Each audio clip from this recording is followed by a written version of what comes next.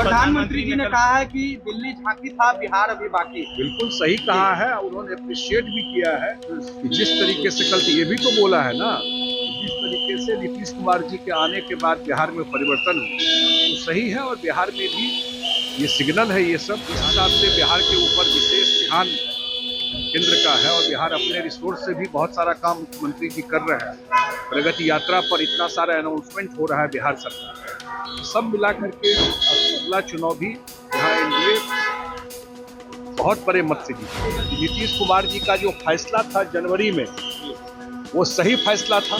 एक दूसरे को गाली दे रहे हैं आप, एक दूसरे के खिलाफ लड़ रहे हैं, कोई गठबंधन है ही नहीं।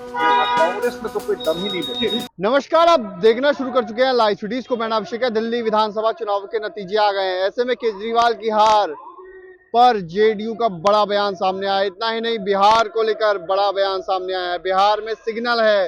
और इतना ही नहीं, बिहार को नीतीश कुमार से ज्यादा, एनडीए से ज्यादा कोई समझ सकता है। बिहार की जनता सबसे ज्यादा सेंसिटिव है और सब कुछ जानती है।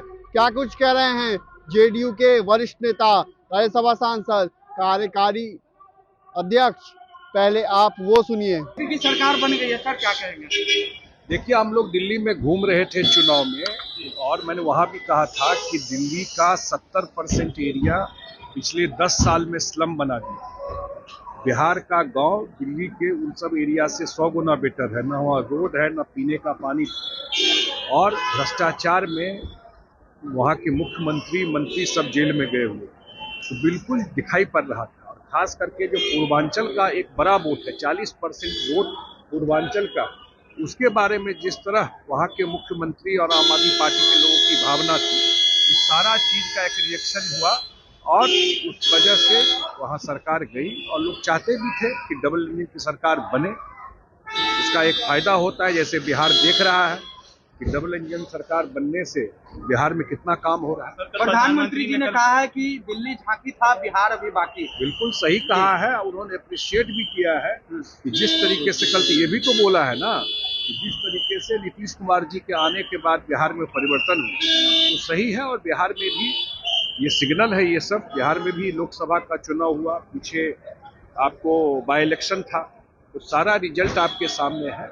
और लोग इस बार के बजट में भी, पिछले बजट में जिस हिसाब से बिहार के ऊपर विशेष ध्यान केंद्र का है, और बिहार अपने रिसोर्स से भी बहुत सारा काम मुख्यमंत्री जी कर रहे हैं। प्रगति यात्रा पर इतना सारा अनाउंसमेंट हो रहा है बिहार सरकार, सब मिला करके अगला चुनाव भी यहाँ एनडीए बहुत बड़े मत से जीते। तेजस्वी यादव कह रहे हैं कि बिहार है, बिहार में कुछ नहीं होने जा रहा है। समझना पड़ेगा, समझना पड़ेगा बिहार को। 20 साल तो समझ रहे हैं ना, लोकसभा में नहीं समझे।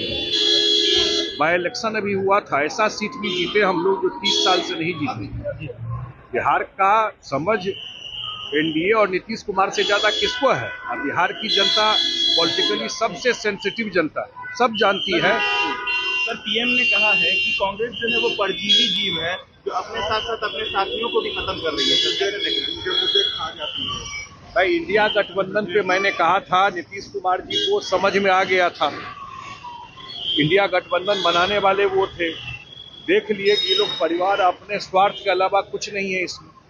इसका मतलब जो डिसीजन लिए बिल्कुल अब तो तय हो गया ना कि नीतीश कुमार जी का जो फैसला था जनवरी में, वो सही फैसला था।